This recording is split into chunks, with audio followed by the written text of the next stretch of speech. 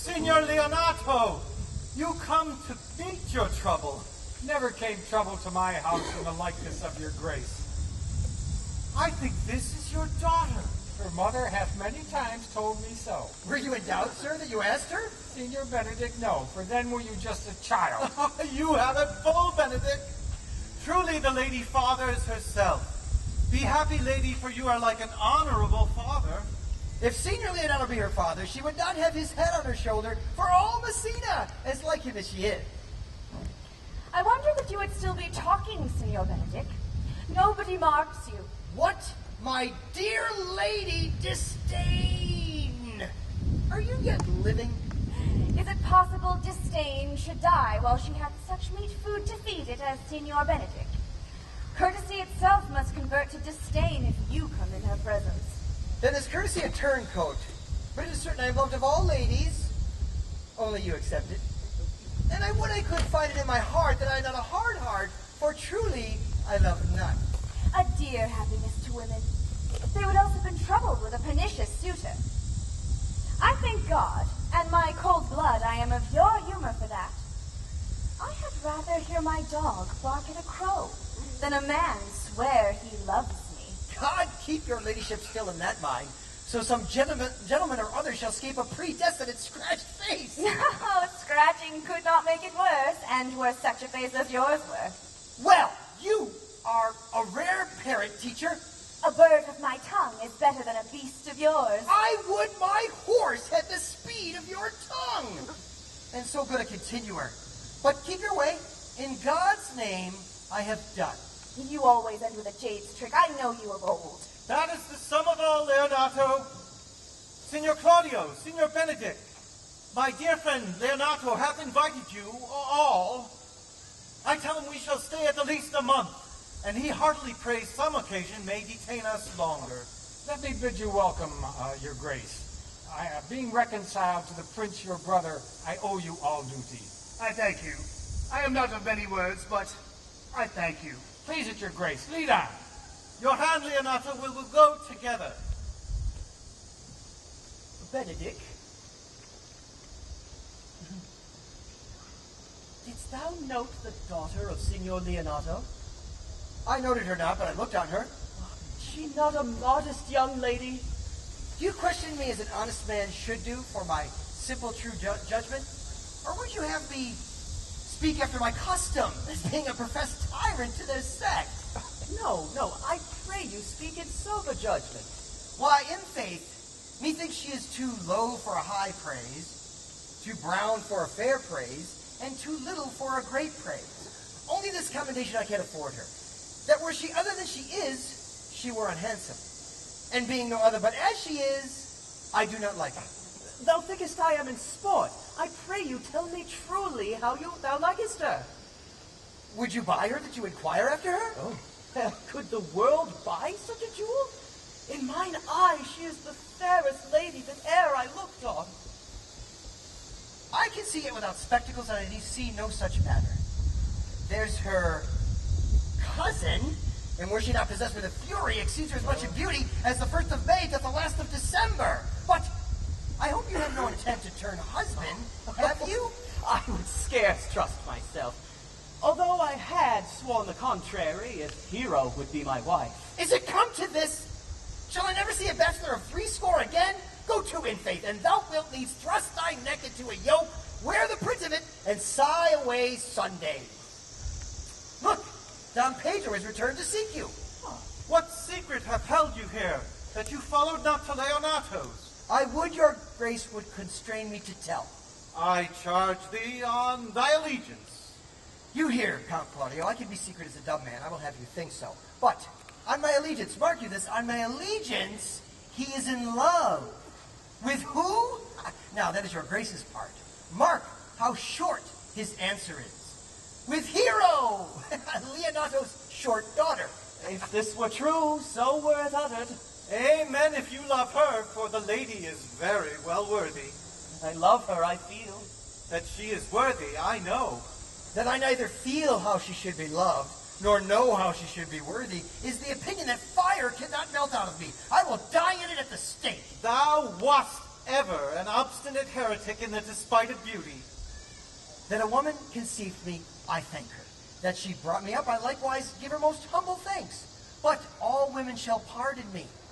For I will not do them the wrong to mistrust any. I will do myself the right to trust none.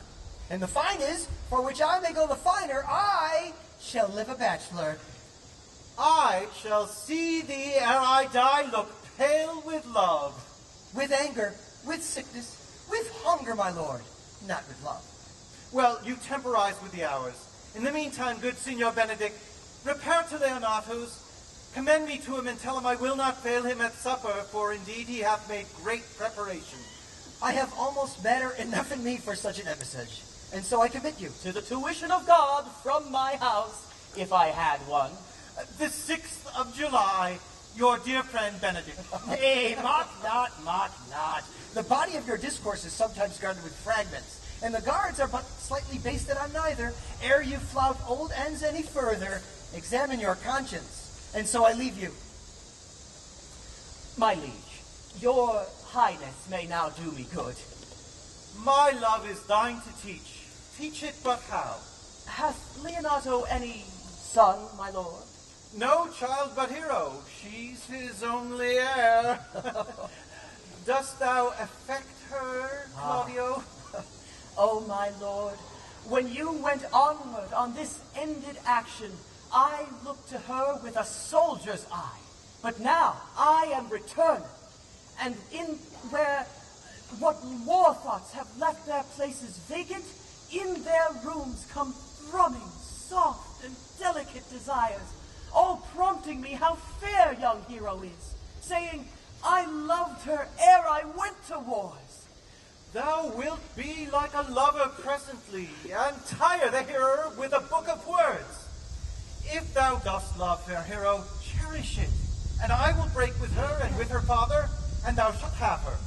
Wast not to this end that thou beganst to twist so fine a story? How sweetly thou minister to love, that no loves grief by his complexion. Though, lest my liking should too sudden seem, I would have salved it with a longer treatise. What need the bridge much broader than the flood? The fairest grant is the necessity. Look, what will serve is fit. 'Tis once thou lovest, and I will fit thee with the remedy. I know we shall have some reveling tonight. I will assume thy part in some disguise, and tell fair Hero I am Claudio. And in her bosom I'll unclasp my heart, and take her hearing prisoner with a force and strong encounter of my amorous tale. Then after to her father will I break, and the conclusion is she shall be thine. In practice let us put it presently. Of course.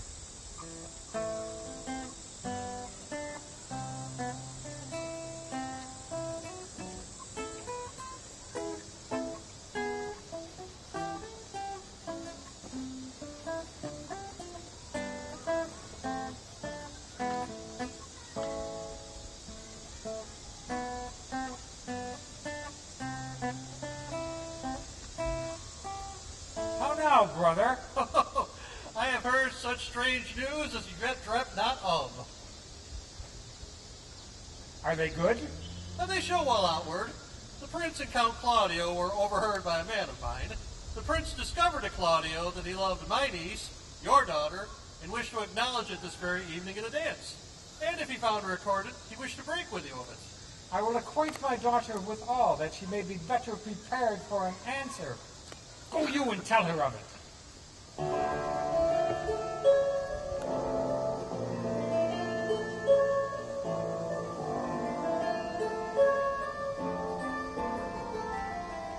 What the good year, my lord? Why are you thus out of measure sad? There is no limit to the sadness that of the breed. Therefore, the sadness is without limit. You should hear reason. I wonder that thou goest about to apply a mortal memory to a mortifying mischief. I cannot hide who I am. I must be sad when I have cause, and smile at no man's jests, eat when I have stomach, and wait on no man's leisure, sleep when I am drowsy, and tend on no man's business. laugh when I am jolly, and claw no man in his humor. Yea, but you must not make the full show of this till you may do it without controlment. You have of late stood out against your brother. It is needful that you frame the season for your own harvest. I had rather be a canker in a hedge than a rose in his grace. I am a plain-dealing villain. If I had my mouth, I would bite. If I had my liberty, I would do my liking. Can you make no use of your discontent? I make all use of it, for I use it only. Who comes here? Oh, what news, Horatio? I come yonder from a great supper. The prince, your brother, is royally entertained by Leonato, and I can give you intelligence of an intended marriage. Will it serve for any model to build mischief on? And what is he for a fool who betroths himself to unquietness? Mary, 'tis your brother's right hand. Excellent, Claudio! Even he. A proper squire. And who? Which way looks he? Mary on Hero, the daughter and heir of Leonato. This may prove food to my displeasure. That young startup hath all the glory of my overthrow. If I can cross him in any way, I bless myself in every way. You are both sure and will assist me? To the death, my lord. Come, let us to the great supper. Shall we go prove what's to be done? We'll wait upon your lordship.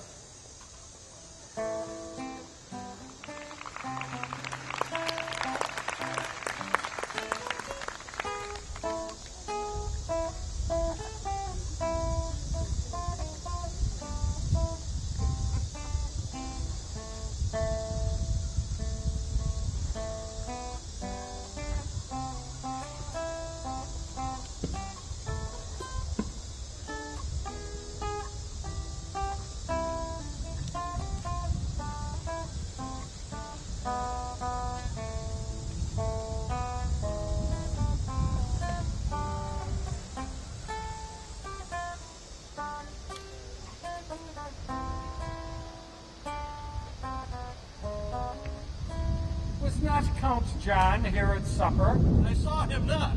How tartly that gentleman looks. I never can see him, but I am heartburned an hour after. He is of a very melancholy disposition. He were an excellent man that were made just in the midway between him and Benedict. The one is too like an image and says nothing. The other too like my lady's eldest son, evermore tattling. Well then, half Senior Benedict's tongue in Count John's mouth, and half Count John's melancholy in Senior Benedict's face. And a good leg and a good foot, uncle, and enough money in his purse, such a man would win any woman in the world, if he could get her goodwill. By my troth, niece, thou will never get thee a husband if thou be so shrewd of thy tongue. In faith, she's too cursed. Ha! Too cursed is more than cursed. I shall lessen God's sending that way. For it is said, God sends a cursed cow short horns, but to a cow too cursed, he sends none. So by being too cursed, God will send you no horns. Just for the which blessing I am upon my knees every morning and evening. Lord, I could not endure a husband with a beard on his face. I had rather lie in the woolen. You may light upon a husband that hath no beard. And what would I do with him? Dress him in my apparel, and make him my waiting gentlewoman? He that hath a beard is more than a youth, and he that hath no beard is less than a man. And he that is more than a youth is not for me, and he that is less than a man, well, I am not for him. Therefore, I will even take 6 pence in earnest of the bear ward, and lead his apes into hell. Well then, go you into hell? No, but to the gate, and away to St. Peter to the heavens. He shows me where the bachelors sit, and there live we, as merry as the day is long. Well, niece, I trust you will be ruled by your father. Yes, Faith, it is my cousin's duty to curtsy and say, Father, as it please you. But for all that, cousin, let him be a handsome fellow, or else make another courtesy and say, Father, as it please me. Niece, I would hope to see you one day fitted with a husband. Not till God make men of some other metal than earth. No, uncle, I'll none. Adam's sons are my brethren, and truly I hold the sin to match in my kindred. Daughter, remember what I told you. If the prince should solicit you in that kind, you know your answer. The revelers are entering. Brother, make good room.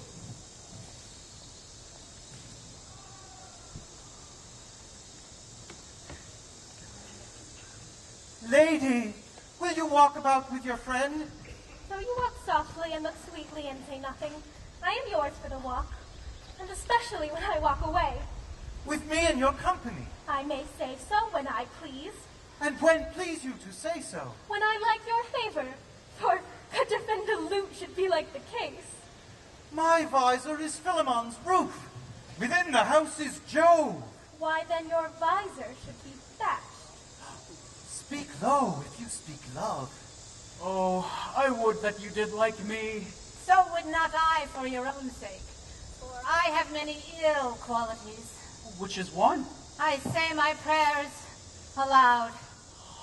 I love you the better. The hearers may cry, Amen! God match me with a good dancer. Oh, amen. And God keep him out of my sight as soon as the dance is done. Answer, clerk? Oh, no more words. This clerk is answered. I know you well enough. You are Senior Antonio. And a word I am not. I know you by the waggling of your head. To tell truth, I counterfeit him. You could never do him so ill well unless you were the very man. You are he. You are he. And a word I am not. Will you not tell me who told you so? No, you shall pardon me. Nor will you not tell me who you are? Not now. Huh. That I was disdainful. This was Senior Benedict that said so. What's he? I am sure you know him well enough. Not I, believe me. Did he never make you laugh? I pray you, what is he? Why, he is the prince's jester. A very dull fool. I'm sure he is in the fleet. I would have he boarded me. When I know the gentleman, I will tell him what you say. Do. He'll break but a comparison or two on me, which, peradventure, not mocked or laughed at, strikes him into a melancholy. And then there's a partridge wing stave, for the fool will eat no supper that night. Oh, we must follow the leaders. In every good thing. Nay, if they lead to any ill, I will leave them at the next turning.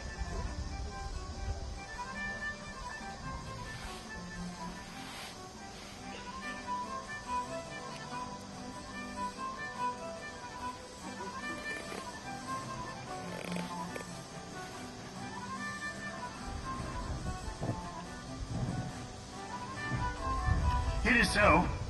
My brother's amorous on Hero and has withdrawn her father to break with him about it. The ladies follow her, and but one visor remains. And that is Claudio. I know him by his bearing.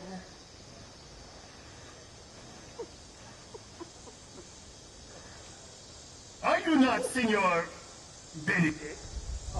You know me well. I am he.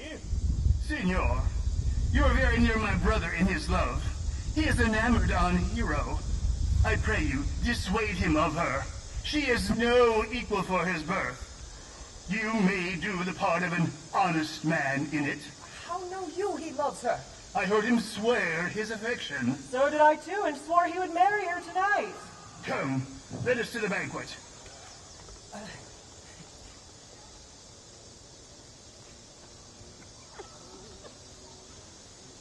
Thus answer I in the name of Benedict, but hear this ill news with the ears of Claudio. 'Tis even so. The prince woos for himself. Farewell, therefore, hero. Count Claudio. Yea, the same. Come, will you go with me? Whither? even to the next willow, about your own business, County, for the prince hath got your hero. I wish him much love of her. Well, that's spoken like an honest drover. So they sell bullocks.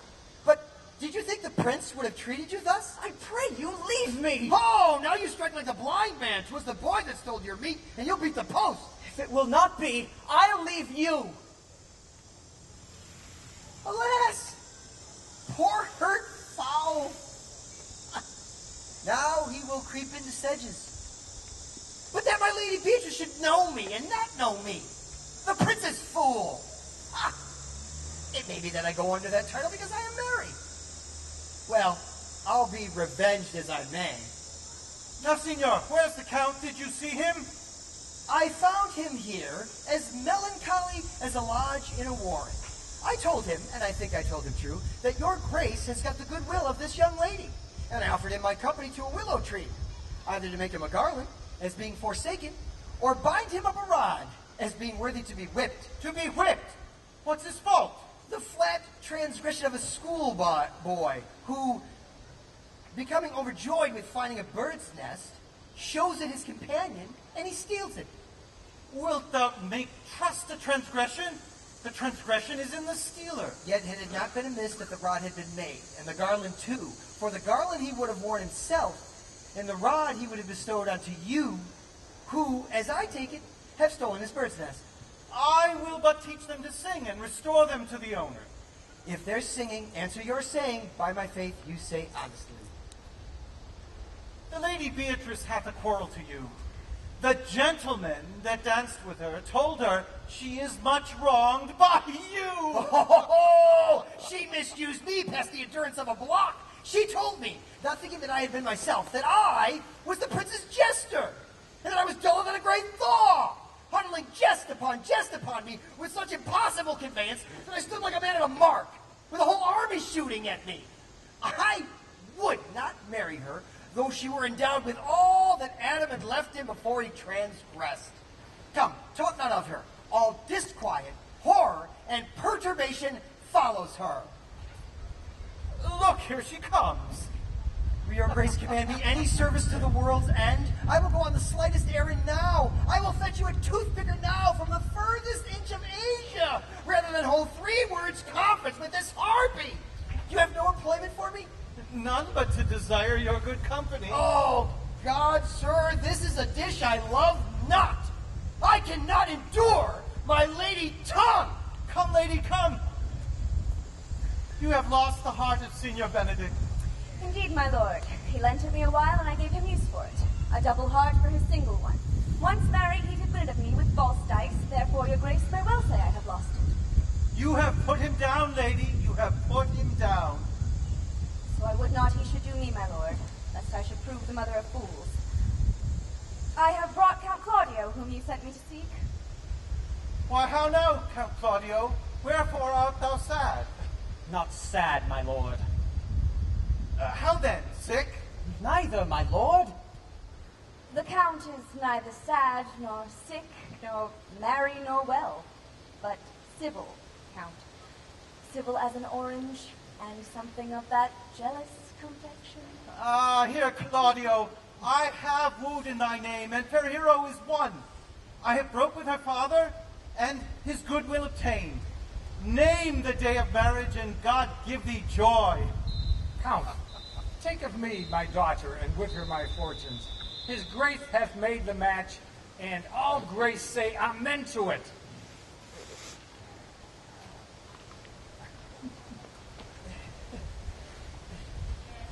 Speak, Count. 'Tis your cue.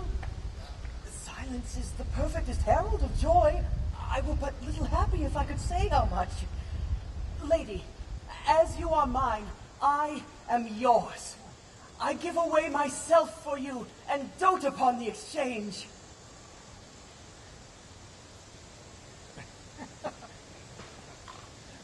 Speak, cousin, or else if you cannot, stop his mouth with a kiss, and let not him speak neither. In faith, lady, you have a merry heart. Oh, yea, I thank it, poor fool. It keeps me on the windy side of care. My cousin tells him that he is in her heart. So she doth, cousin. Good Lord for alliance. Thus goes everyone to the world, but I am sunburnt. I may sit in a corner and cry, hi-ho, for a husband. Lady Beatrice, I will get you one. I had rather have one of your father's getting. Hath your grace no brother like you? Your father's got excellent husbands, if a maid could come by them. Will you have me, lady? Oh, no, my lord, unless I might have another for working days. Your grace is too costly to wear every day. But I beseech your grace, pardon me, I was born to speak all mirth and no matter. Your silence most offends me, and to be merry best becomes you, for out of question you were born in a merry hour. No, sure, my lord, my mother cried. But then there was a star danced, and under that was I born. Cousins, God give you joy. Niece, will you look to the things that I told you of? I cry you mercy, uncle, by your grace's pardon. By my troth, a pleasant-spirited lady. There is little of the melancholy element in her, my lord. She cannot endure to hear tell of a husband. Oh, by no means. She mocks all her wooers out of suit. She were an excellent wife for Benedict. Oh, Lord, my lord, if they were married but a week, they would talk themselves mad. County Claudio, when mean you to go to church? Tomorrow, my lord. Time goes on crutches till love have all his rights. Oh, no, not till Monday, which is hence just a seven-night, and a time too brief to have all things answer my mind. I warrant thee, Claudio, the time will not go dully by us. I will, in the meantime, undertake one of Hercules' labors, which is to bring Signor Benedict and the Lady Beatrice into a mountain of affection, one for the other. If you three will but minister such assistance as I shall give you direction. Oh, I am with you, my lord, though it cost me 10 nights' watchings. And I, my lord. And you too, gentle hero. I will do any modest office, my lord, to help my cousin to a good husband. And Benedict is not the unhopefullest husband that I know. I will teach you how to practice on him, that he shall fall in love with Beatrice. Go in with me, and I will show you my drift.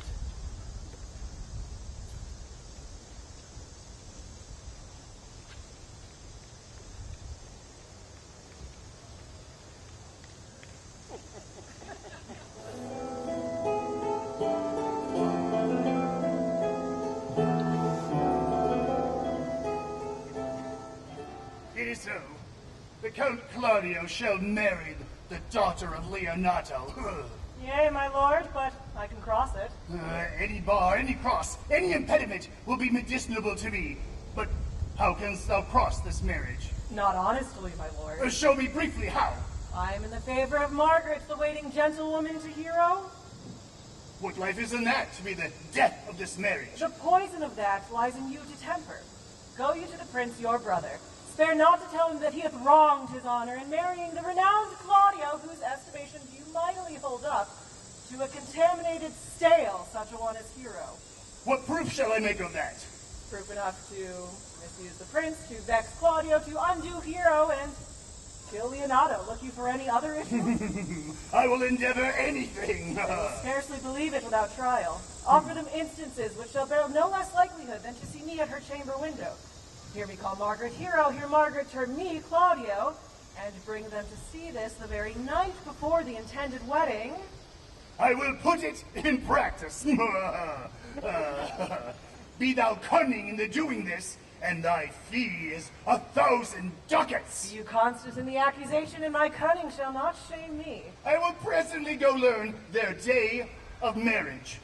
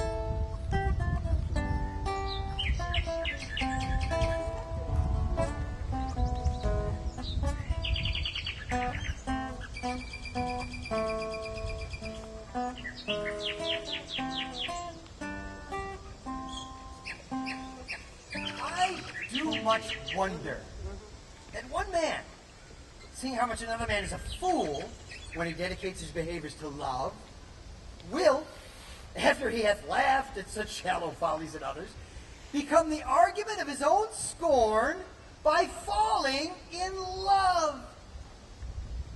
And such a man is Claudio. May I be so converted and see with these eyes? I cannot tell. I think not. I will not be sworn, but love may transform me to an oyster, but I will take my oath on it. Until he has made an oyster of me, he shall never make me such a fool.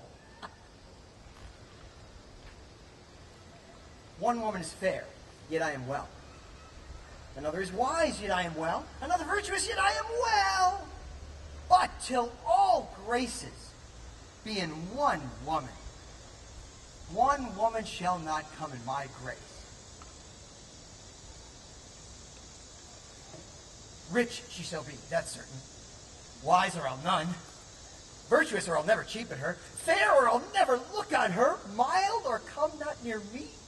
Noble, or not I for an angel.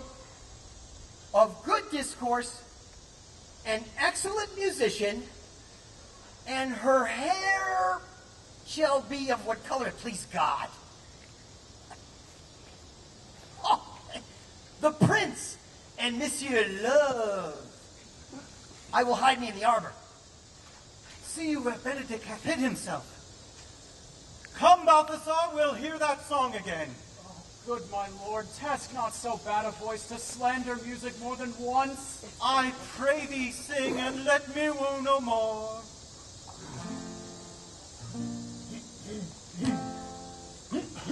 Now, divine air, now is his soul ravished. Is it not strange that sheep's guts should hail souls out of men's bodies?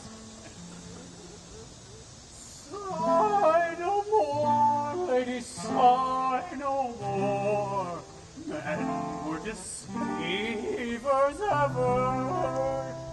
One foot on sea and one on shore. To one thing constant, never. So sigh not so, but let them go, and be you blithe and bonny, converting all your songs of woe into a nunny.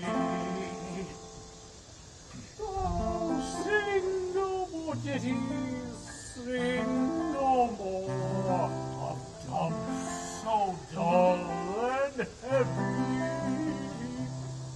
The fraud of men was ever so, since summer first was leafy. So soon. By my troth, a good song. An ill singer, my lord. And he had been a dog that should have howled thus, they would have hanged him. Ha! No faith dost thou hear, Balthasar. I pray thee, get us some excellent music, for tomorrow night we would have it at the Lady Hero's chamber window. The best I can, my lord. Do so. Farewell. Come hither, Leonato. What was it you told me of today? That your niece Beatrice is in love with Benedict? I did never think that that woman would have loved any man. No, nor I neither, but most wonderful she should so dote on Senior Benedict, whom she hath in all outward behaviors seemed ever to abhor. Is it possible? Since the wind in that corner? By my troth, my lord, I cannot tell what to think of it, but that she loves him with an enraged affection. Maybe she doth but counterfeit. Faith, like enough. Counterfeit? Oh, God, counterfeit. There was never counterfeit of passion so near the life of passion as she discovers it. Why, what effects of passion shows she? Bait the hook well, this fish will bite. What effects, my lord? My daughter told you how. She did indeed. How, I pray you. You amaze me. I thought spirit had been invincible against all assaults of affection. I would have sworn she had, my lord, especially against Benedict. I should think this the Gaul, but that the white-bearded fellow speaks it. Knavery cannot sure hide himself in such reverence. He hath ta'en the infection. Hold it up. Hath she made her affection known to Benedict? No, and swore she never would. That's her torment. Shall I, says she, that have so often counted him with scorn, write to him that I love him? So says she when she sits down to write him. She'll be up 20 times a night. There will she sit in her smock till she has writ a sheet of paper. Oh, now you speak of a sheet of paper. I remember a pretty jest your daughter told us of. Oh, God.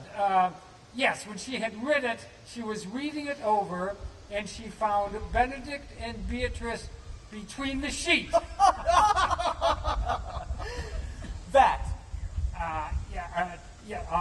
She tore the paper into 1,000 halfpence, railed at herself. I will measure him, says she, by my own spirit. I should flout him, though he writ to me, though I love him, I should. Then down upon her knees she falls, weeps, sobs, beats her heart, tears her hair, prays, curses. Oh, sweet Benedict, God give me patience! So she did indeed. My daughter says so. And she has been so enamored and overborne by the ecstasy that my daughter is sometimes afeared she may commit a desperate outrage upon herself. Oh, it is very true. It were good that Benedict knew of this by some other, if she will not discover it. To what end? He'd make but a sport of it and torment the poor lady worse. She's an excellent, sweet lady. And out of all suspicion, she is virtuous. And she is exceeding wise. In everything, but in loving Benedict. I would she had bestowed this dotage on me. I would have daffed all other respects and made her half myself. I pray you tell him of it, and hear what it will say. Hero thinks surely she will die, for she says she will die if he love her not. And she will die ere she make her love known. And she will die if he woo her rather than she bate one breath of her accustomed crossness. She doth well. If she should make tender of her affection, 'tis very possible he'll scorn her. For, as you know well, he hath a contemptible spirit. Oh, he is a very proper man. Shall we go seek Benedict and tell him of her love? Oh, no, never tell him, my lord. Let her wear it out with good counsel. Well, we will hear further of it by your daughter. Let it cool the while.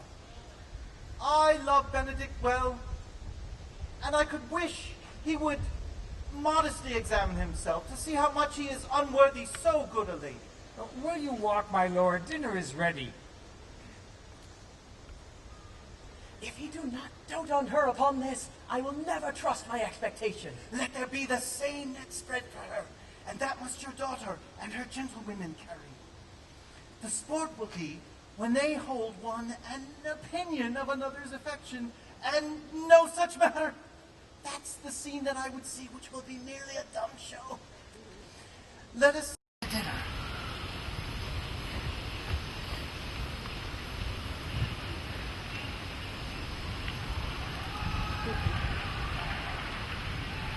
This can be no trick. The conference was sadly born. They have the truth of this from Hero. They seem to pity the lady. It appears her affections have their full bent. Love me! Why, it must be requited. I hear how I am censored. They say I will bear myself proudly if I perceive the love come from her. They say, too, that she will rather die than show any sign of affection. I did never think to marry. I must not seem proud. Happy are they who can hear the detractions and put them to mending. They say the lady is fair. 'Tis the truth. I can bear them witness. And virtuous? 'Tis so, I cannot reprove it. And wise? But for loving me. By my troth, it is no addition to her wit, nor argument of her folly, for I shall be horribly in love with her. I have railed so long against marriage. When I said I would die a bachelor, I did not think I would live till I were married. Here comes Beatrice. By this day she is a fair lady. I do spy some marks of love in her.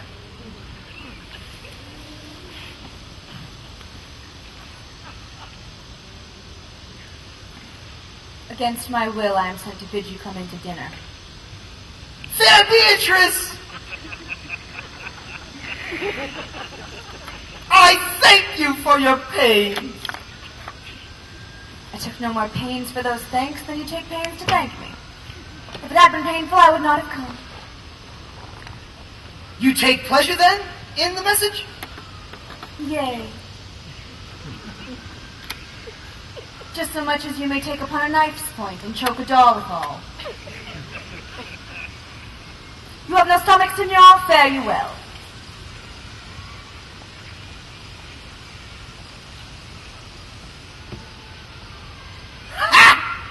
Against my will, I am sent to bid you come in to dinner. There's a double meaning in that. I took no more pains for your thanks than you took pains to thank me? That's as much as to say any pains that I take for you is as easy as thanks. If I do not take pity on her, I am a villain. I will go get her picture.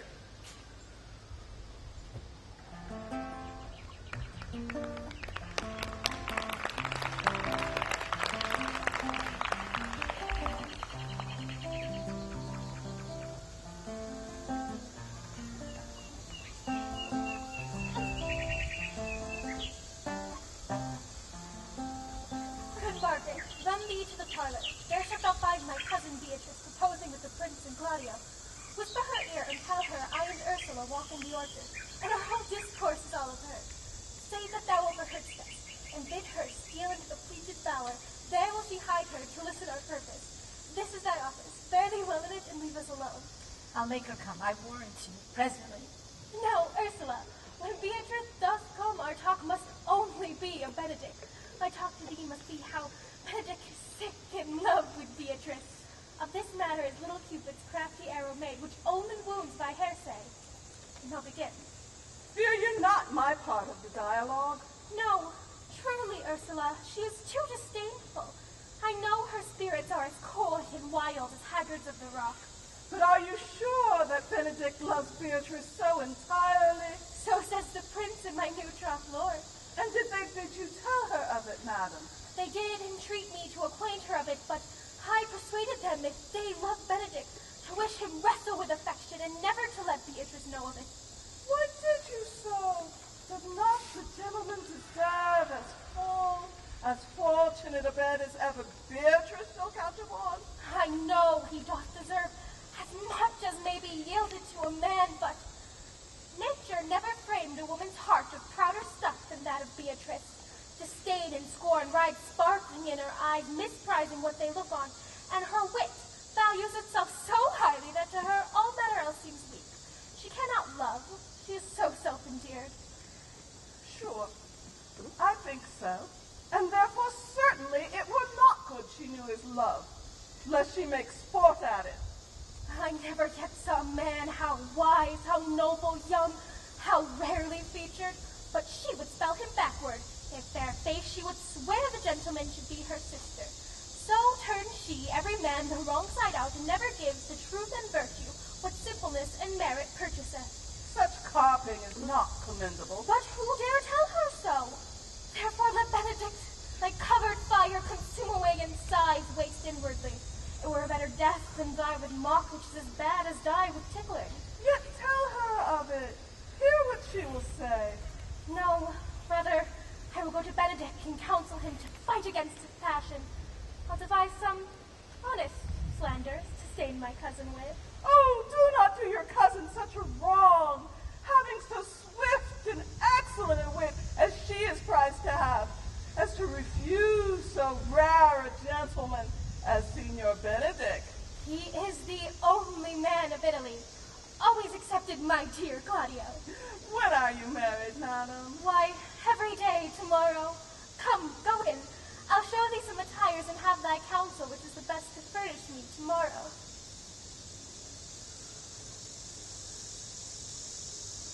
She's blind, I warrant you.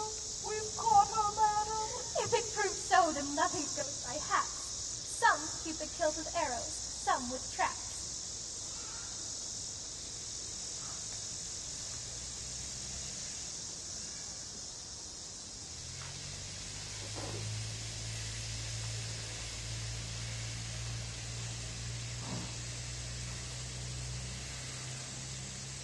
Can this be true? Stand I condemned for pride and scorn so much?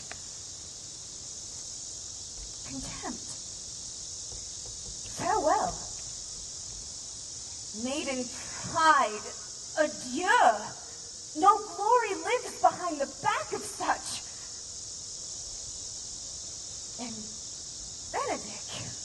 Huh. Love on. I will requite thee, taming my wild heart to thy loving hand. If thou dost love, my kindness shall incite thee to bind our loves up in a holy band. For others say thou dost deserve, and I believe it. Better than reportingly.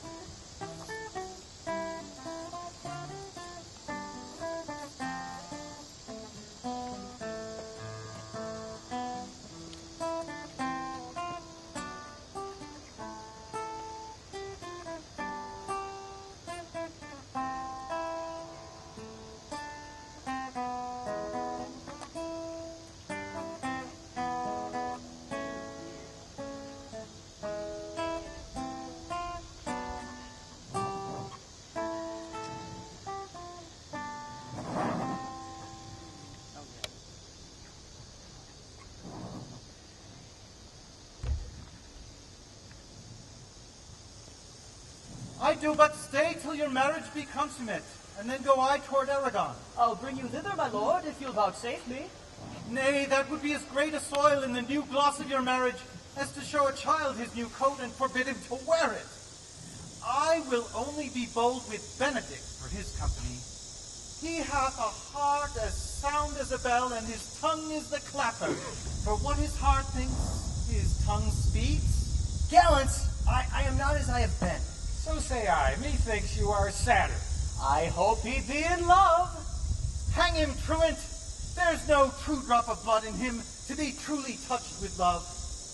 If he be sad, he wants money. I have the toothache. What's I for the toothache? Where is but a humor or a worm? Well, everyone can master a grief, but he that has it. Yet say I, he is in love. There is no appearance of fancy in him. He is no fool for fancy, as you would have it appear he is. If he be not in love with some woman, there is no believing old side. Hath any man seen him at the barber's? No, but the barber's man hath been seen with him. Indeed, he looks younger than he did by the loss of a beard. Nay, rubs himself with civet. Can you smell him by that? Ah, that's as much to say, the sweet youth's in love. The greatest note of it is his melancholy. And when was he wont to wash his face? Or to paint himself, for the which I hear what they say of him. Indeed, it tells a heavy tale. Conclude, he is in love. Nay, but I know who loves him. That would I know too. I warrant one who knows him not. Yes, and his ill conditions, and despite of all, dies for him. She will be buried with her face upwards. Yet this is no charm for the toothache. Old senor, walk aside with me. I have studied 8 or 9 wise words to speak to you, which these hobby horses must not hear.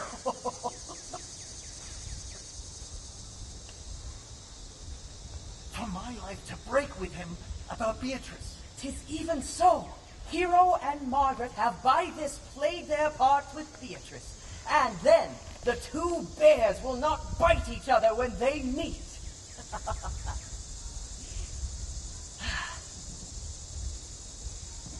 Oh.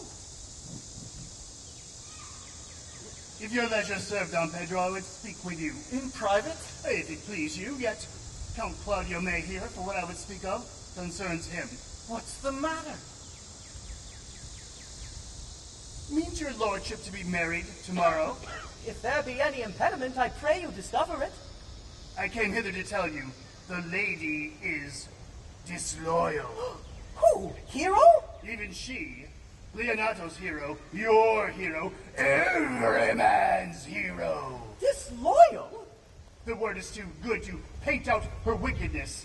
Come with me but tonight, and you shall see her chamber window entered, even the day before her wedding day. If you love her then, tomorrow wed her, but it would better fit your honor to change your mind. Can this be so? I will not think it. Come but with me, follow me, and I will show you enough. When you have seen more and heard more, proceed accordingly. If I hear anything tonight, why, I should not marry her there tomorrow in the congregation. Where I should wed, there will I shame her. And as I wooed for thee to obtain her, I will join with thee to disgrace her. I will disparage her no farther till you are my witnesses. Bear it coldly but till midnight, and let the issue show itself. Oh, day untowardly turned. Oh, mischief strangely thwarting. Oh, plague! Right well prevented.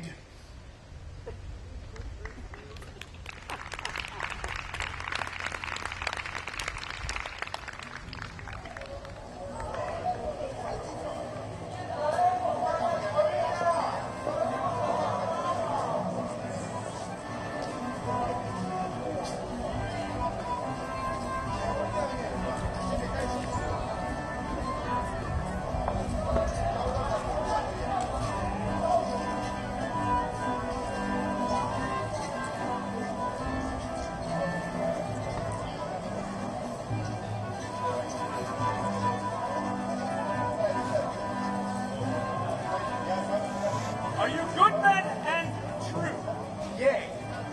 Or else were pity, but they should suffer salvation, body and soul. Oh, nay, that were a punishment too good for them, if they should have any allegiance in them, being chosen for the prince's watch. Well, give them their charge, neighbor Dogberry. Well, first, who think you the most desertless man to be constable?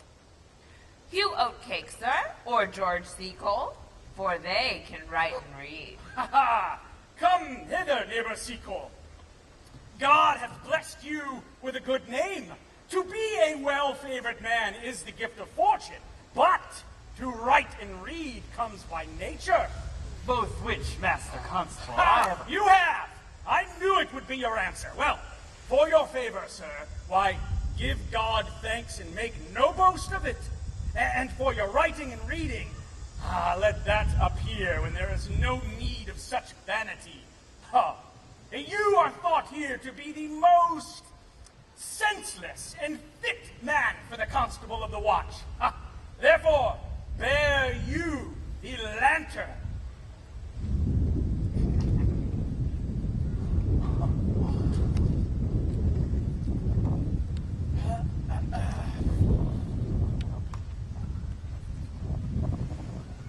Now, you shall also make no noise in the streets. For the watch to babble and to talk is most tolerable and not to be endured. We would rather sleep than talk, sir. We know what belongs to a watch.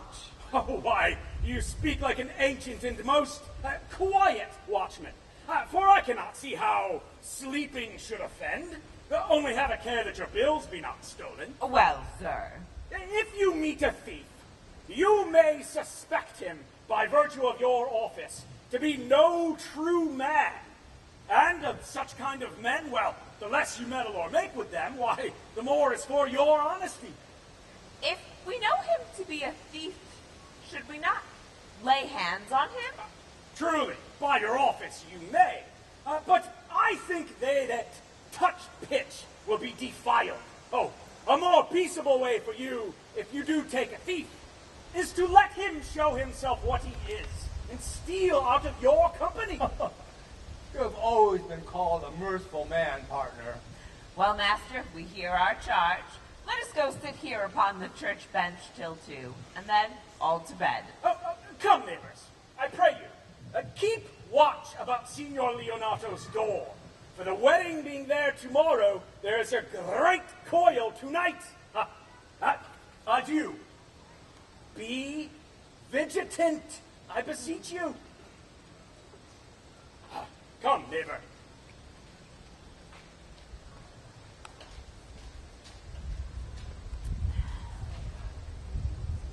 What, Conrad?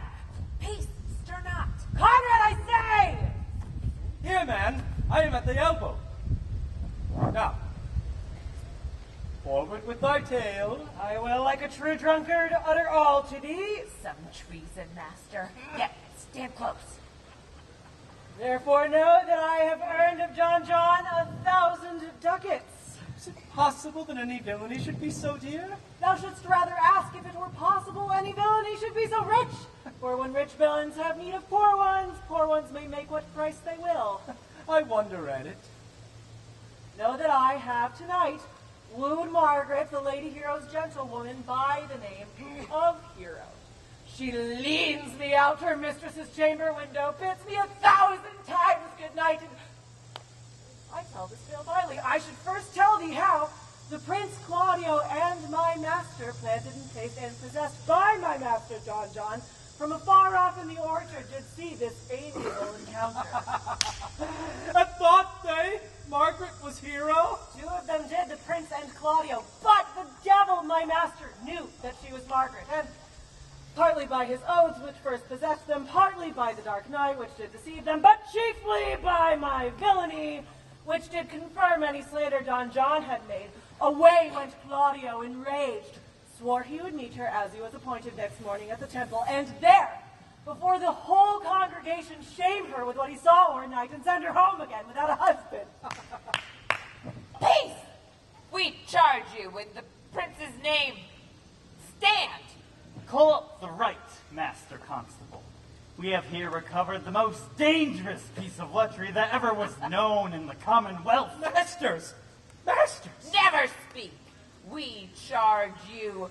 Let us obey you to go with us. We are likely to prove a goodly commodity being taken up of these men's bills. Commodity in question, I warrant you. Come, we'll obey you.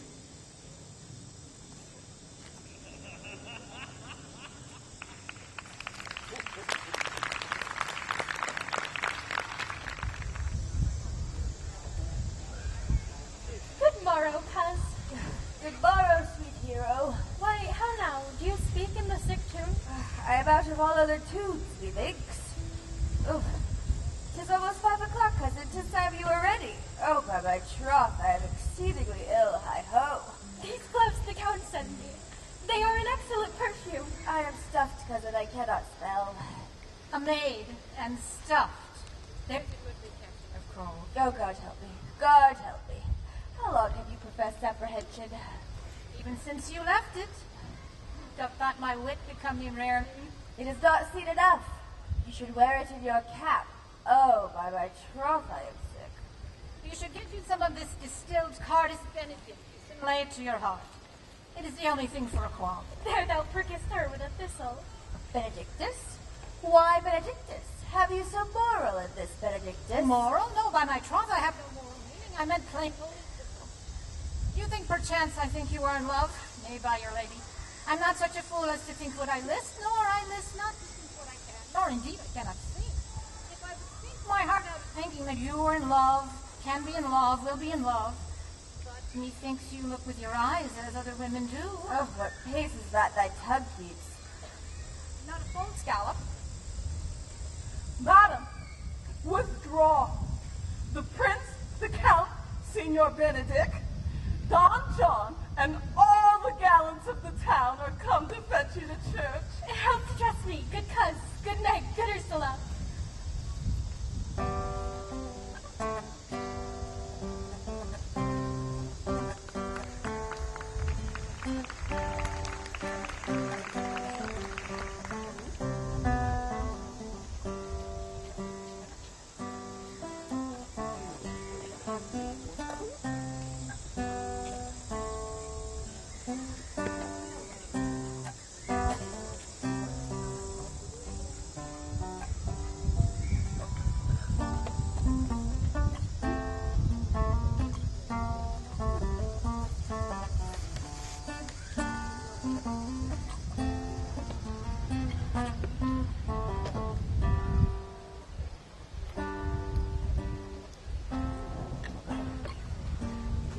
What would you with me, honest neighbor?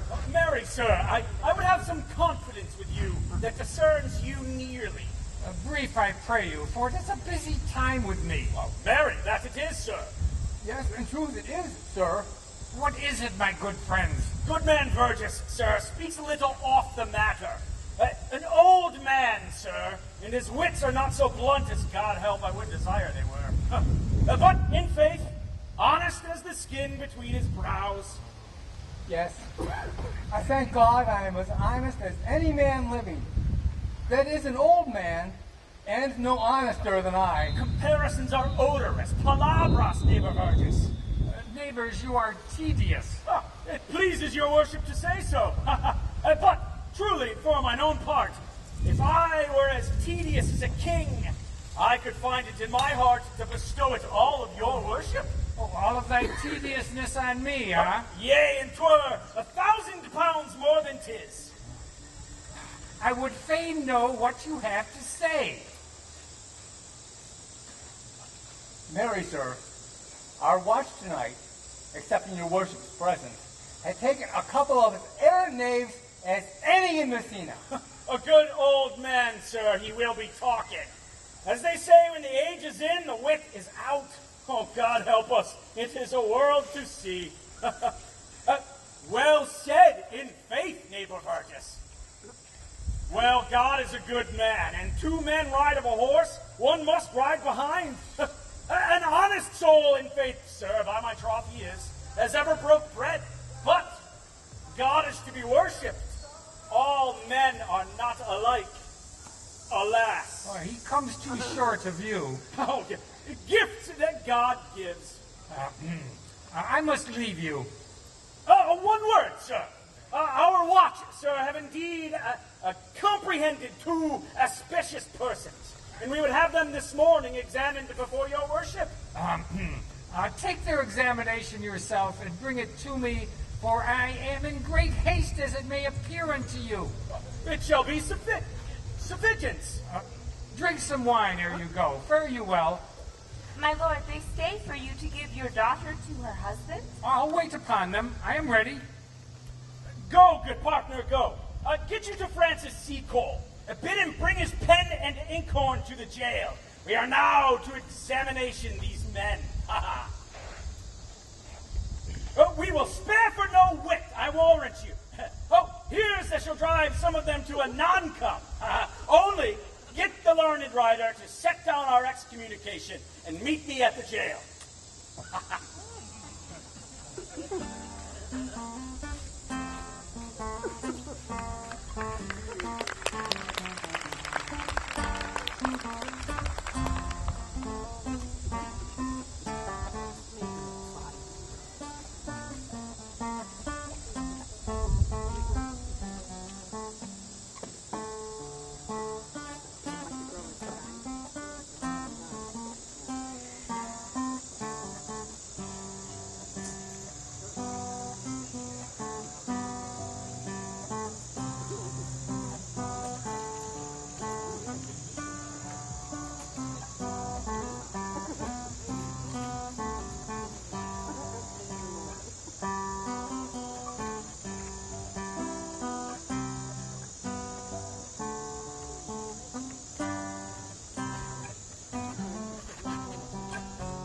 brief, I pray you, friar.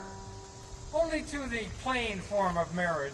You shall recount their particular duties afterwards. You come hither, my lord, to marry this lady. No. To be married to her. Friar, you come to marry her. Lady, you come hither to be married to this count. I do. If either of you know any inward impediment why you should not be conjoined, charge you on your souls to utter it. Know you any hero? None, my lord. Know you any count? I dare make his answer. None.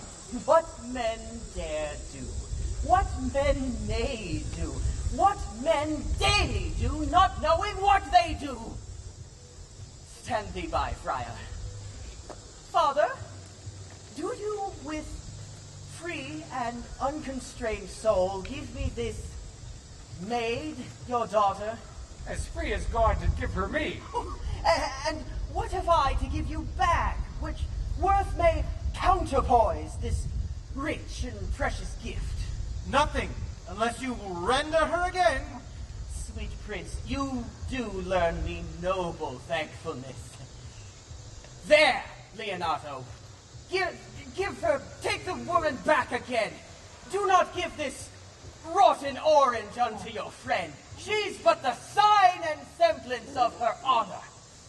See how, like a maid, she blushes there.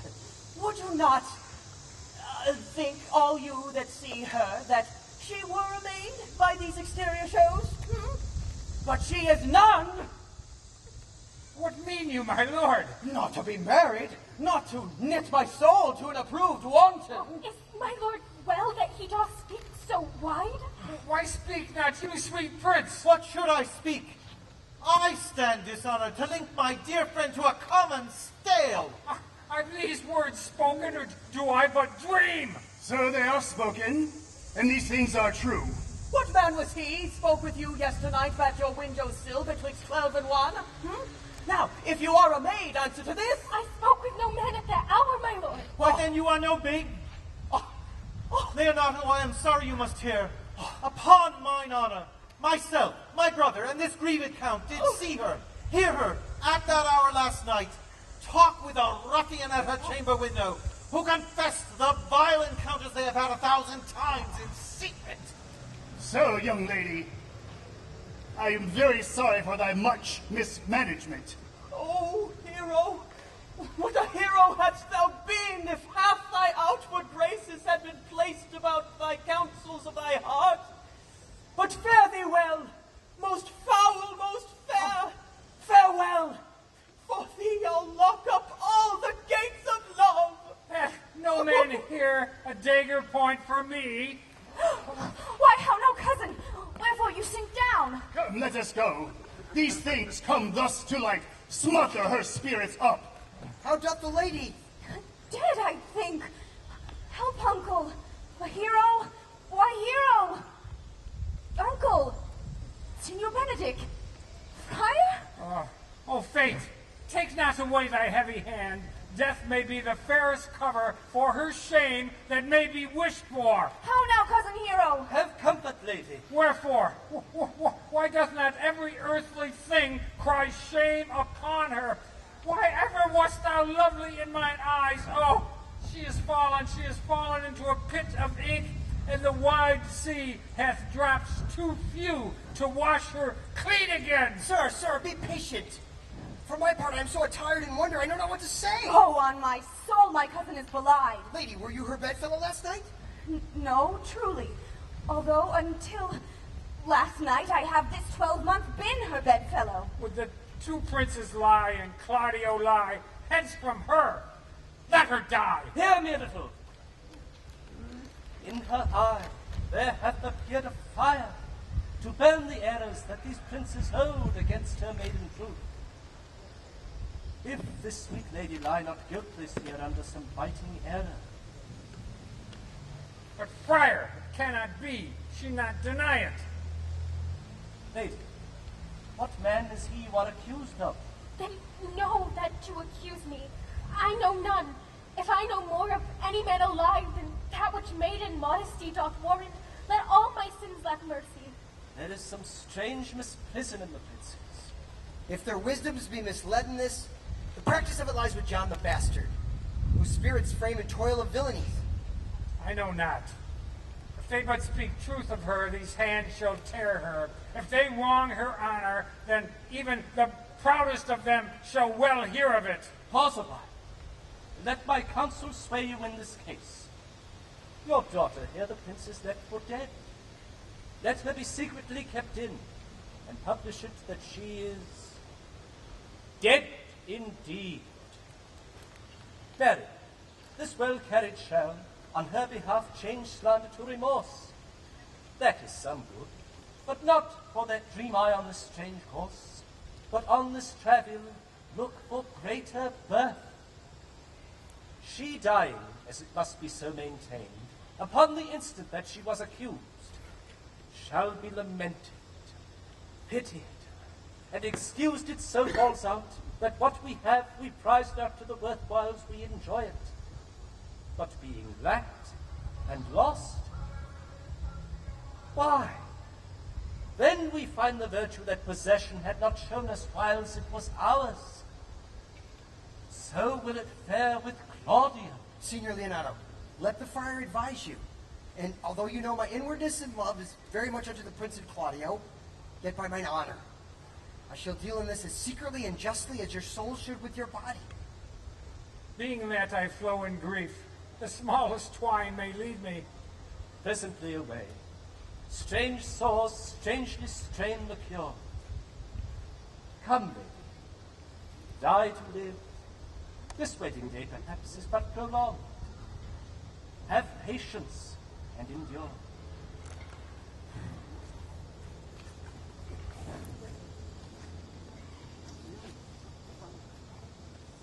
Lady Beatrice, have you wept all this while? Yea, and I will weep a while longer. I will not desire that. You have no reason, I do it freely. Surely I do believe your fair cousin is wronged. How much might the man deserve of me that would right her? Is there any way to show such friendship? A very even way, but no such friend.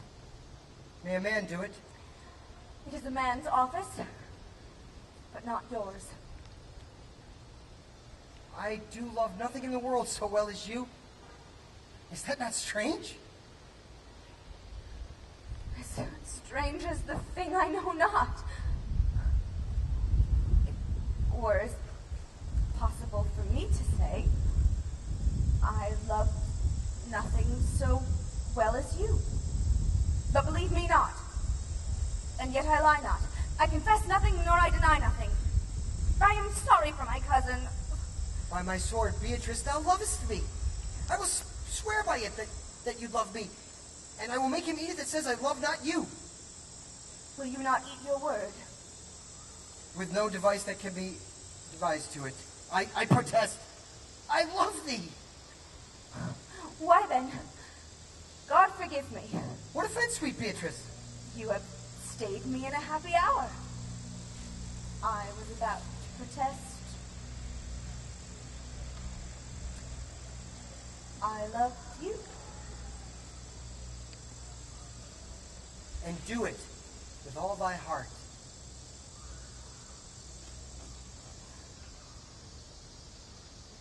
I love you with so much of my heart that none is left to protest. Come, bid me do anything for thee. Kill Claudio.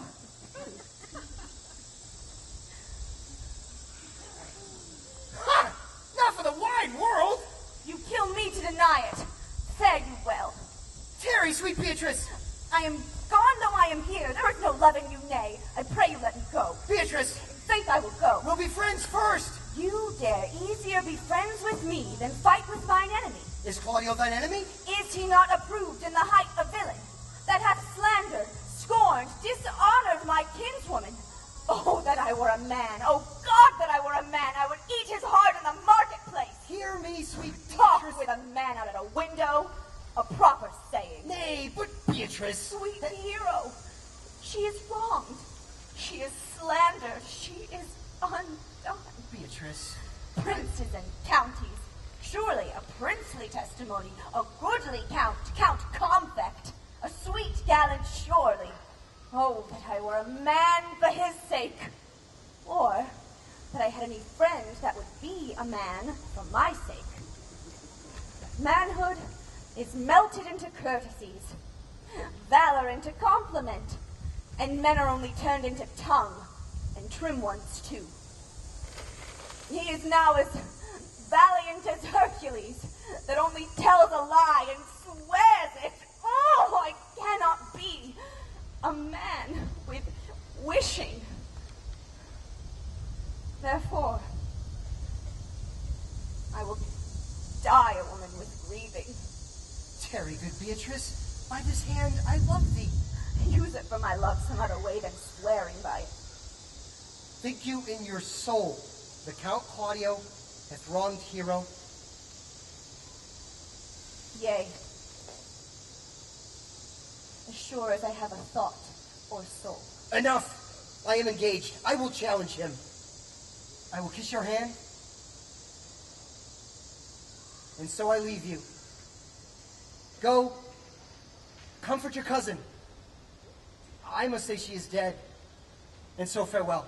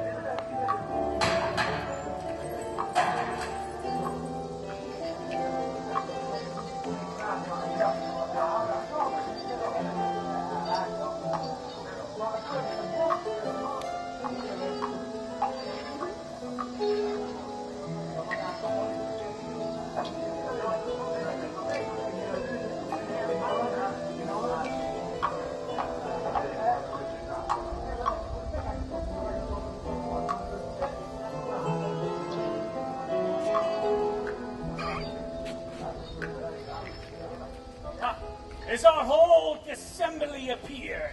Oh, a stool and a cushion for the sexton. Oh. Which be the malefactors? Mary, that am I, and my partner. Nay, that's certain. We have the exhibition to examine. But which are the offenders that are to be examined? Let them come before Master Constable. Oh, yea. Mary, let them come before me. What is your name, friend? Borachio. Oh, pray, write down Borachio. Yours, Sirrah. I am a gentleman, sir, and my name is Conrad. Oh, write down Master Gentleman Conrad. Masters, do you serve God?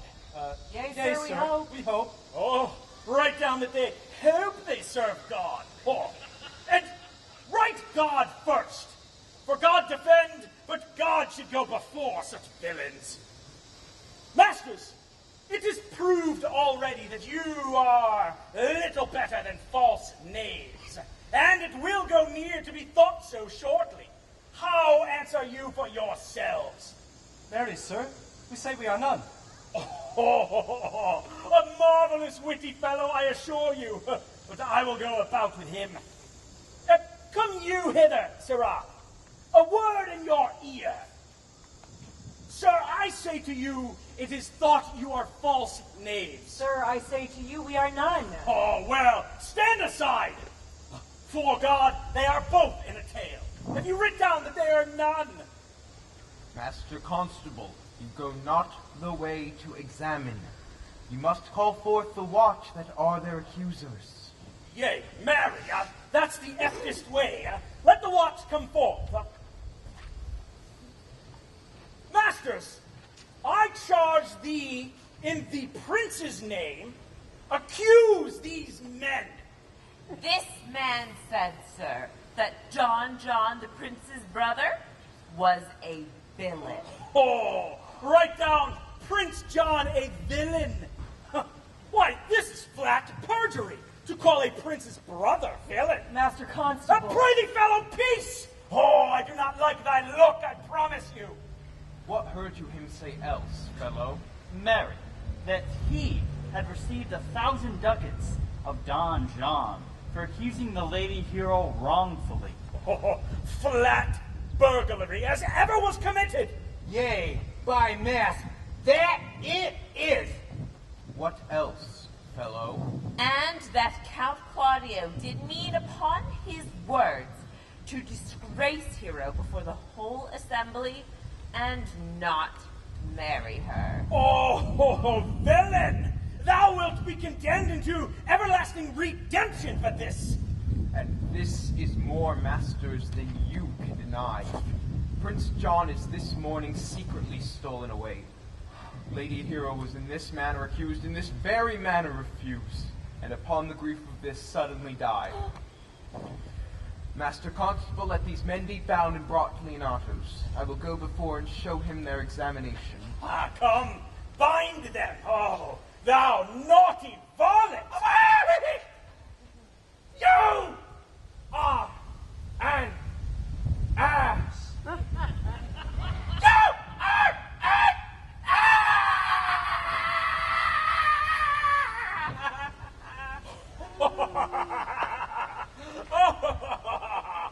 Dost thou not suspect my place? Dost thou not suspect my ears? Oh, that he were here to write me down an ass. But, masters, remember that I am an ass. Though it be not written down, yet forget not that I am an ass. Oh, that I had been written an ass. Oh, that I had been written an ass. I can't.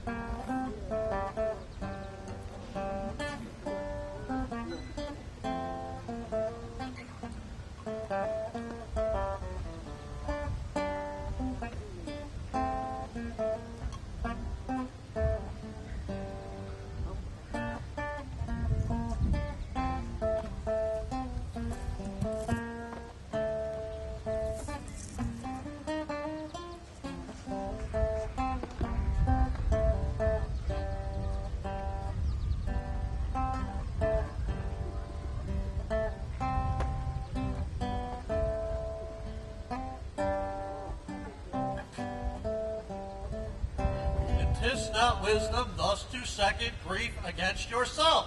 I pray thee, cease thy counsel, which falls into mine ears as profitless as water in a sieve. Give not me counsel, nor find no comforter that delight mine ear, but such a one whose wrongs do suit with mine. Find me a father who so loved his daughter, whose joy of her is overwhelmed like mine, and bid him speak of patience. Measure his sorrow, the length and breadth of mine, and let it answer every strain for strain.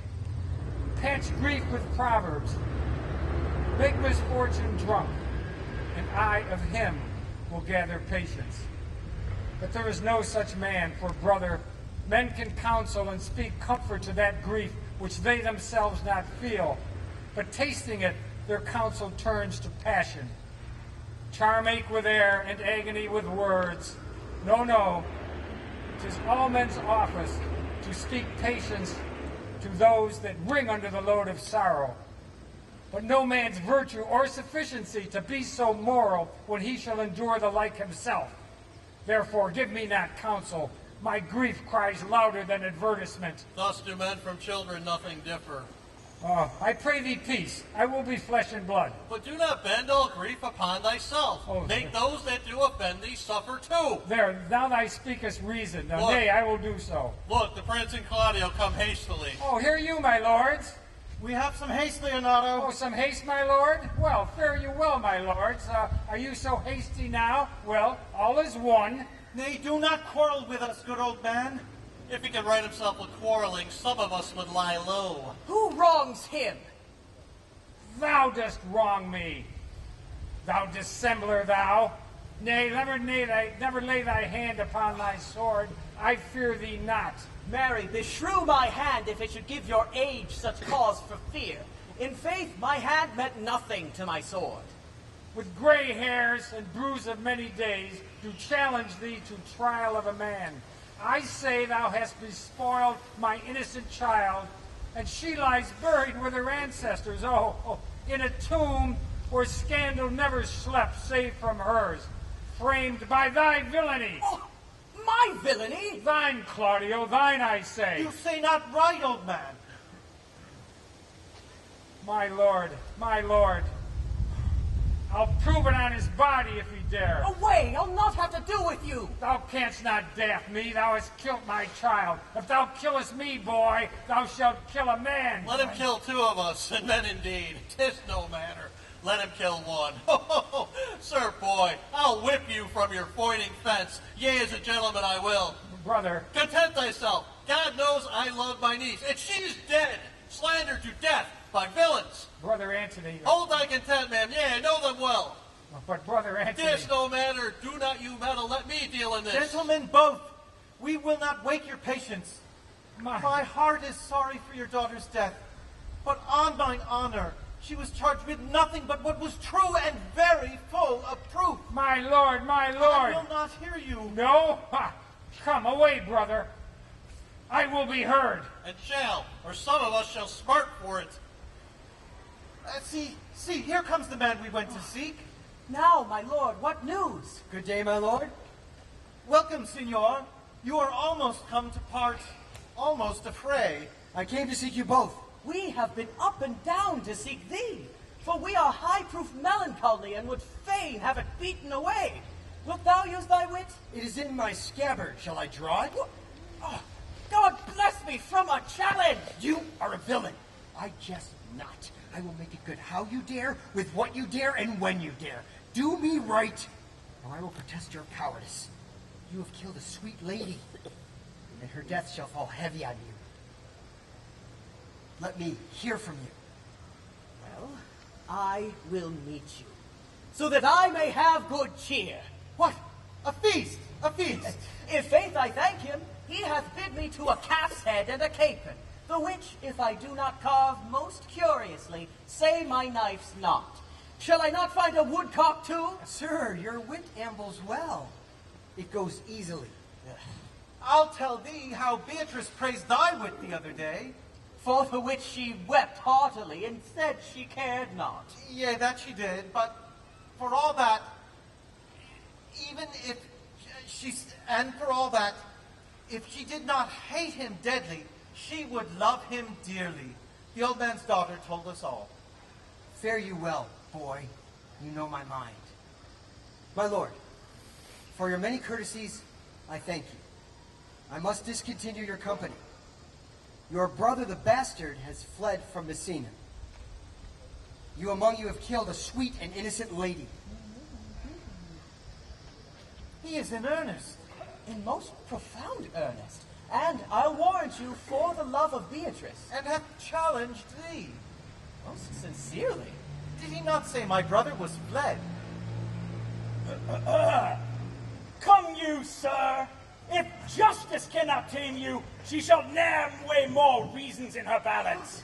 Nay, and you be a cursing hypocrite once. You must be looked to. 2 of my brother's men bound. Borachio 1. Hasten after their offense, my lord.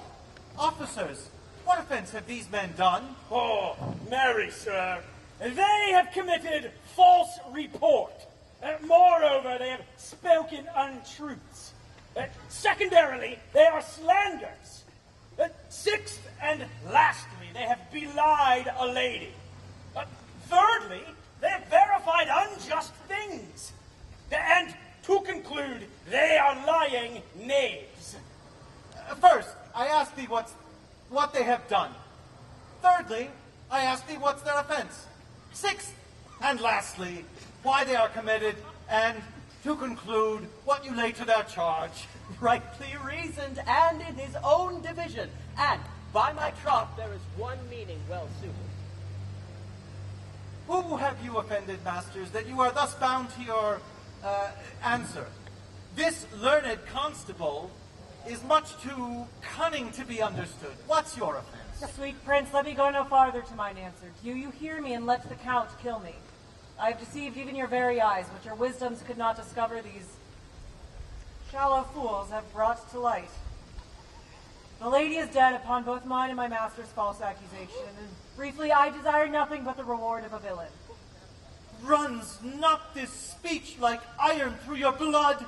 I have drunk poison while he's uttered it.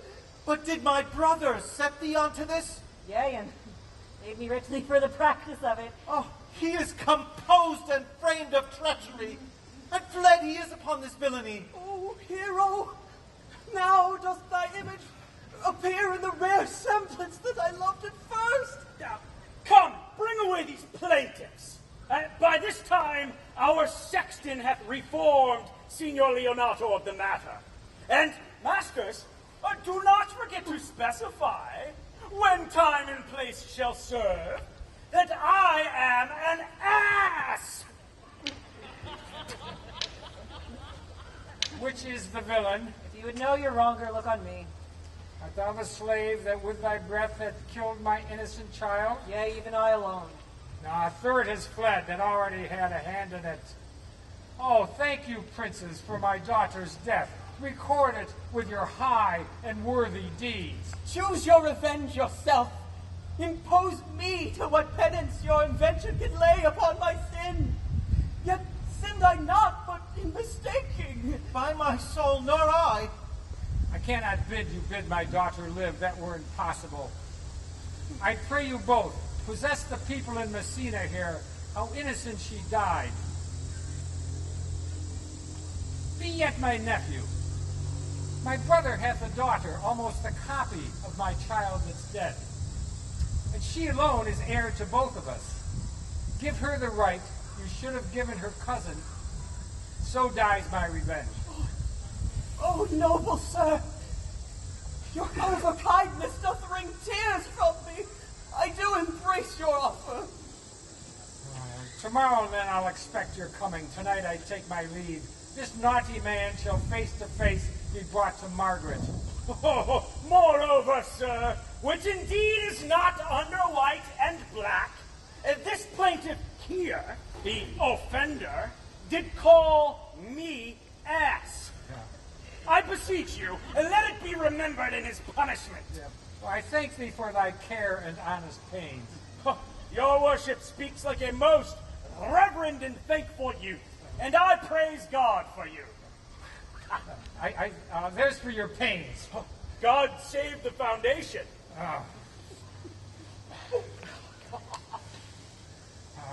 Go, I discharge thee of thy prisoner, and I thank thee. I leave an errant knave with your worship, which I beseech your worship to correct yourself for the example of others.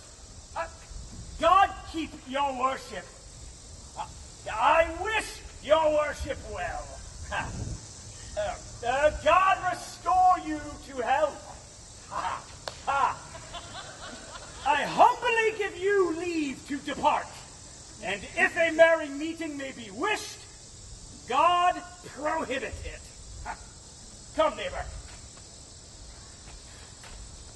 Till tomorrow morning, lords, farewell. Farewell, my lords. We shall look for you tomorrow. Tonight, I'll mourn with Hero. We'll go and talk with Margaret and see how her acquaintance grew with this lewd fellow.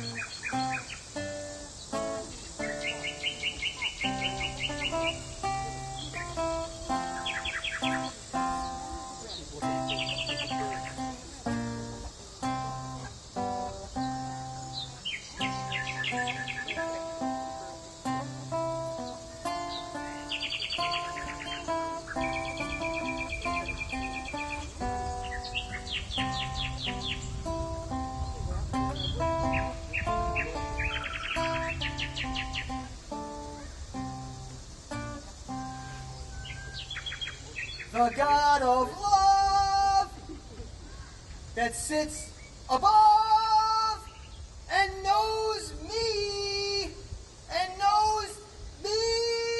Mary, I cannot show it in rhyme. I have tried. I can find out no rhyme to lady but baby.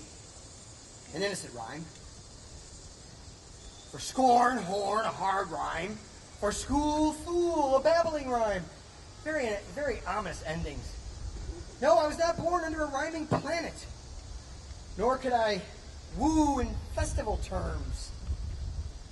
Sweet Beatrice, wouldst thou come when I called thee? Yea, senor, and depart when you bid me. Oh, stay but till then. Then is spoken. Fare you well now. And yet, ere I go, let me go with that I came, which is with knowing what hath passed between you and Claudio. Only foul words, and thereupon I will kiss thee. Foul words is but foul wind, and foul wind is but foul breath, and foul breath is noisome. Therefore I will depart unkissed. Thou hast frighted the word out of his right sense, so forcible is thy wit. But I must tell thee plainly, Claudio undergoes my challenge, and either I must surely hear from him, or I'll subscribe him a coward. And now, I pray thee tell me, for which of my bad parts didst thou first fall in love with me?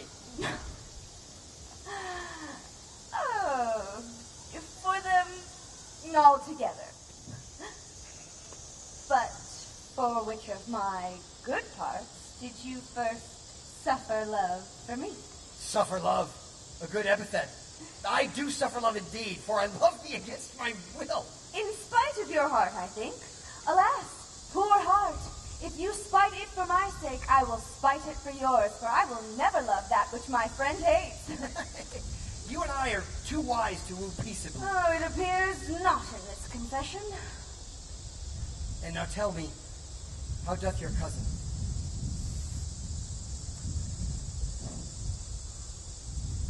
Very ill. And how do you?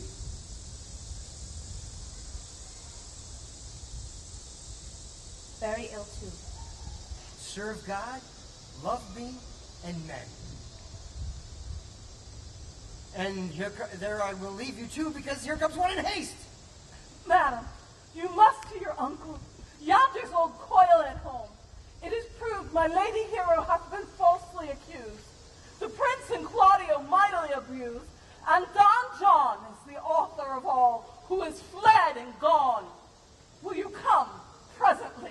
Will you go hear this news, senor? I will live in thy heart, die in thy lap, and be buried in thine eyes. And moreover, I will go with thee to thy uncle's.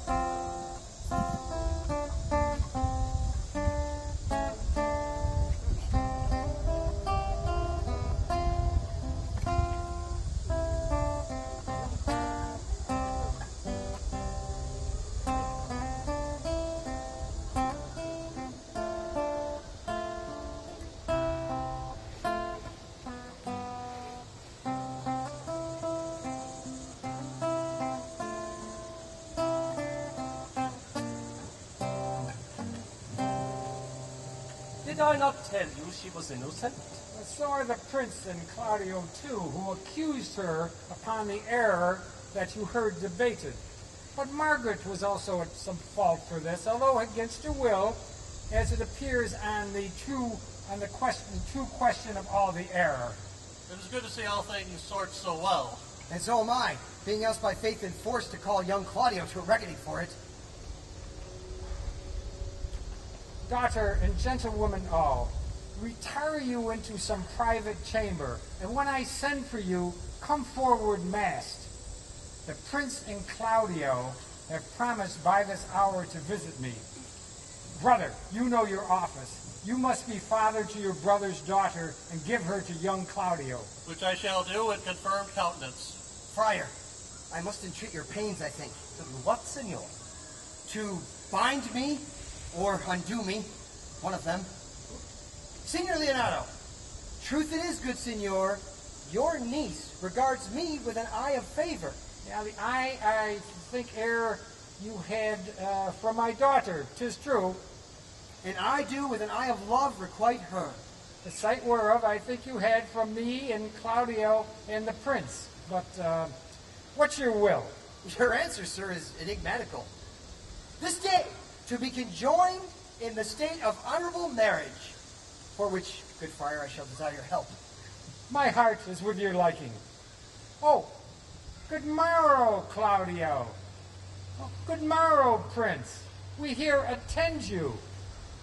Are you yet today determined to marry with my brother's daughter? I'll hold my mind. Well, bring her forth, brother. The friar here is ready.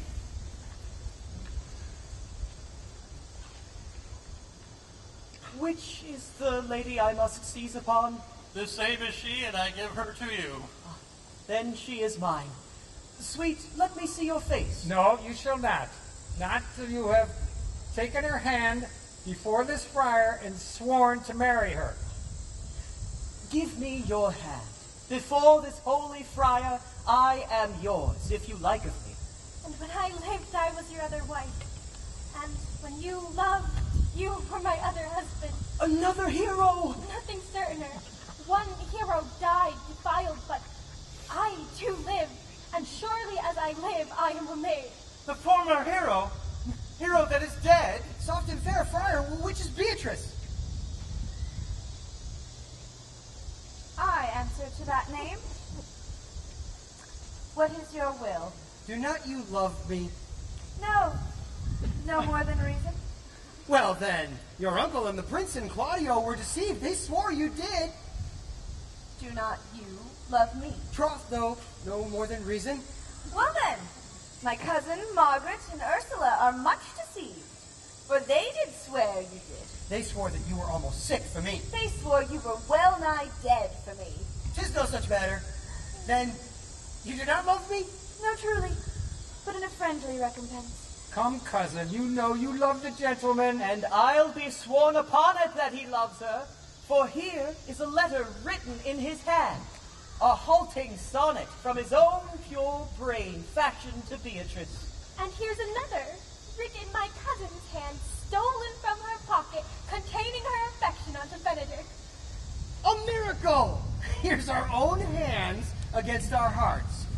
Come, I will have thee, but by this light I take thee for pity. Oh, well, I would not deny you, but by this good day I yield upon great persuasion, and partly to save your life, for I was told you were in a consumption. Peace! I will stop your mouth. How dost thou, Benedict, the married man? I'll tell thee once what, Prince. A college of witcrackers cannot flout me out of my humor. In brief, since I do purpose to marry, I will think nothing to any purpose that the world can say against it. Therefore, never flout at me for what I have said against it. For man is a giddy thing, and this is my conclusion. Claudio, for thy part I did think to have beaten thee, but in that thou art like to be my kinsman, live unbruised, and love my cousin. I had well hoped that you would have denied, Beatrice, that I might have cudgeled thee out of thy single life to make thee a double dealer, which, out of question, thou wilt be if my cousin do not look exceedingly narrowly to thee. Come, we are friends. Let's have a dance ere we are married, so we can lighten our own hearts and our wives heal. We'll have dancing afterwards. First of my word, therefore play, music. Prince, thou art sad. Get thee a wife, get thee a wife. My lord, your brother John is taken in flight and brought with armed men back to Messina. Think not on him until tomorrow. Then I will devise thee brave punishments for him. Strike up, pipers!